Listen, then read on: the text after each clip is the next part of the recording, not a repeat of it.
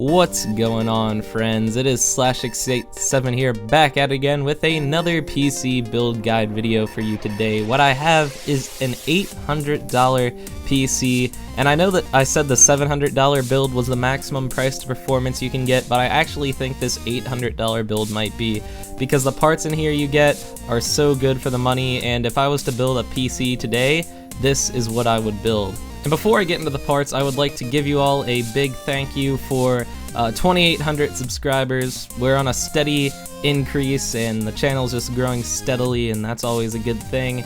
Hopefully, we'll be reaching 3,000 soon. Just a big thanks to all you guys out there, new subscribers and old subscribers. So let's get into the build. Starting off with the CPU, nothing surprising here. I went with the i5-6500. It's a Skylake series Intel i5. It's clocked at 3.2 gigahertz. It's a quad-core processor, and these Skylake CPUs are very power efficient, and they have very good thermal qualities. These things will not get too hot. They are great for overclocking, and as I've said before, there's a lot of rumors out there saying that you can't overclock the Skylake series non-K CPUs anymore, but that's just not true. You can download the old drivers, the old microcode for these motherboards that are starting to, prohibit you from overclocking these things. You can download the old software and you can overclock these things just like you could a few weeks ago. So it's really not that big a deal. If you look up the right tutorial, you can do it easily and in no time, really. So for only $200, I'll take this CPU any day of the week. Next up for the motherboard, I have the MSI Z170A Pro ATX motherboard. It's a socket 1151, which is what we need to support our CPU. It supports up to 64 gigabytes of DDR4. DDR4 is obviously what the Skylake series CPUs utilize, and it supports SLI and all those features that you would want out of a full-sized ATX motherboard like this. And for only $83, that is very cheap for a full-sized ATX motherboard, and I'll take this one any day. Very good motherboard for the price. Next up for the RAM, I have the Crucial 8GB kit. It comes in two 4GB sticks. It's DDR4, clocked at 2133 MHz, and it does not have a fancy heat shield or anything like that. I've said this before and I'll say it again, I am not a fan of paying extra money for RAM just because it looks nice or has a fancy heat spreader. It's really not necessary, and I just picked the cheapest memory that I can find from a reputable brand, and Crucial is a very reputable brand. And for only $35 for 8GB of DDR4, this is a very good kit for the money, and just pretty much if you can find RAM for around this price or even cheaper, just pick it up. Next up for the storage, this is a very good hard drive. I have the Seagate Barracuda 2TB 7200 RPM internal hard drive.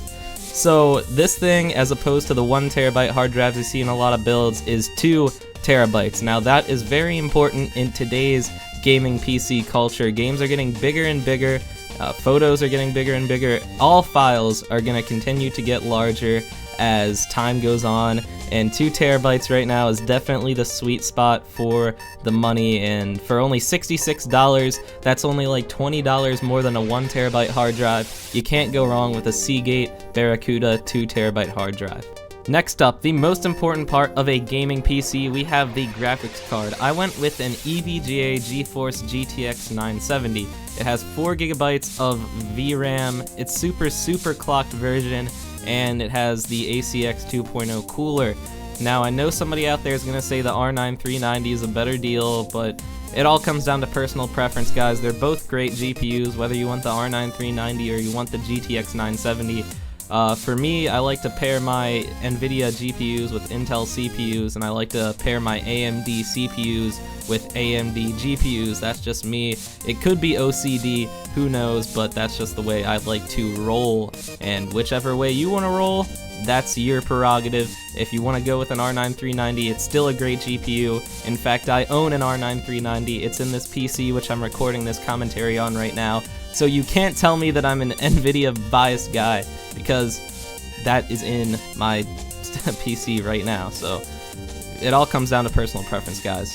For the case, we have the Corsair 200R ATX mid-tower case. I've used this thing in several builds. It's very good. No flashy designs or flashy LEDs or anything like that. It's a very simple, clean, very nice looking case. It has good cable management. It's a mid-tower, which is the optimal size in my opinion. And overall, a Corsair case, they're a very good brand, very high quality materials in these things, and for only $50, it's a very good case to build your PC in. Lastly, for the power supply, I have the EVGA 600B 600 watt 80 plus bronze certified power supply. This thing's only $36. EVGA makes very good power supplies, not to mention it's 600 watts, which is going to be plenty for this build. It's 80 plus bronze certified, so it's kind of efficient. It's not gold or platinum certified, but bronze will do you fine in this build. So I hope you guys enjoyed this video. Be sure to leave a like rating and be sure to subscribe if you're new to the channel, because I have PC content coming out, I'd say every other day. I'm a consistent uploader, so if you guys are into that, be sure to click that subscribe button and be sure to comment. Tell me what you guys would like to see next. I always reply to your comments, or at least I make an effort to. At the very least, I read all your comments. So I'll see you guys later. I hope you enjoyed. Like I said, if you have any questions, leave a comment, and have a good day.